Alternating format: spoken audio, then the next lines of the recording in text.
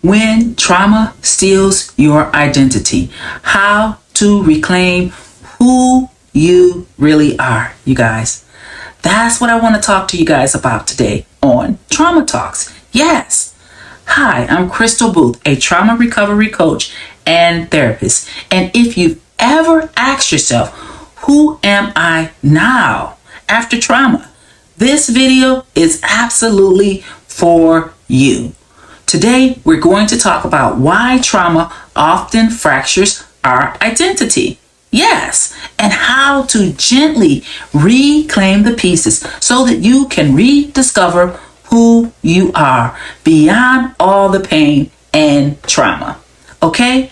How trauma disconnects us from ourselves. Yes, it does that. It disconnects us from our true self. Okay? And it starts in childhood, you guys. So let's get into this, okay? Trauma doesn't just hurt your body or your emotions. It hijacks your sense of self, your identity.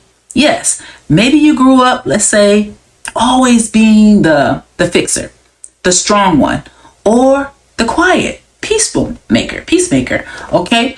Or maybe your trauma made you feel invisible.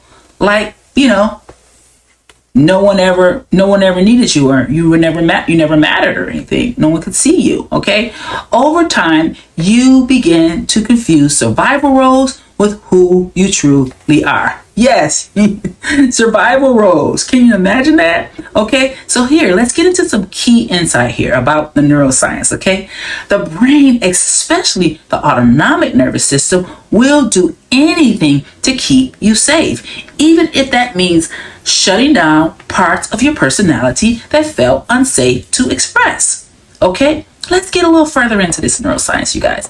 The neuroscience about this is that the identity after trauma, okay, all right, the brain, when you experience trauma, especially developmental or relational trauma, our brain goes into protection mode.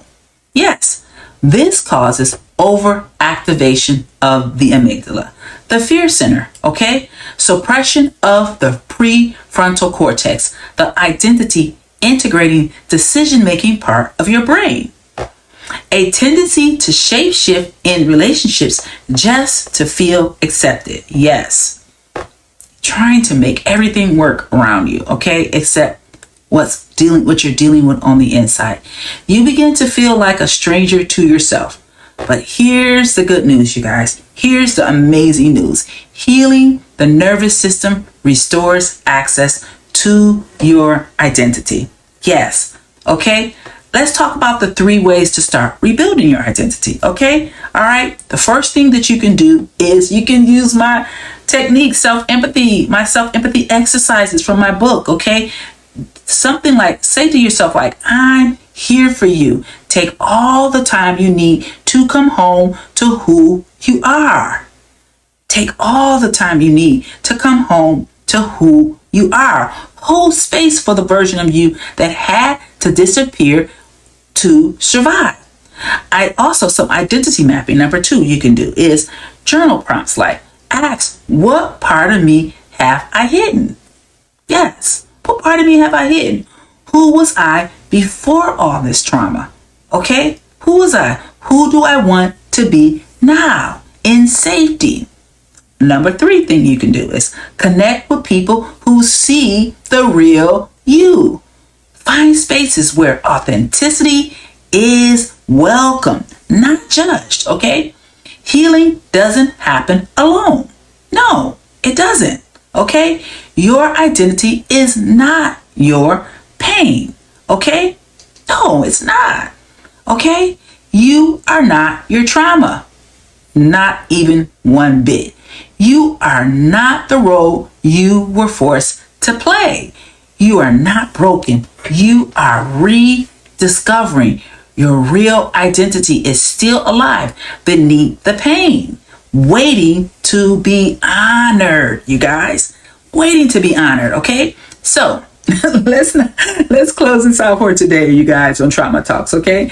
Let's close this out. If this resonates with you, don't forget to like, share, subscribe this video with someone who may need to hear it. Yes. Okay. Make sure you do that. Okay. And if you're ready to begin your journey of reclaiming your identity, check out the link below for my free self-empathy starter kit. Yes. Designed to help you guys to reconnect to the real you.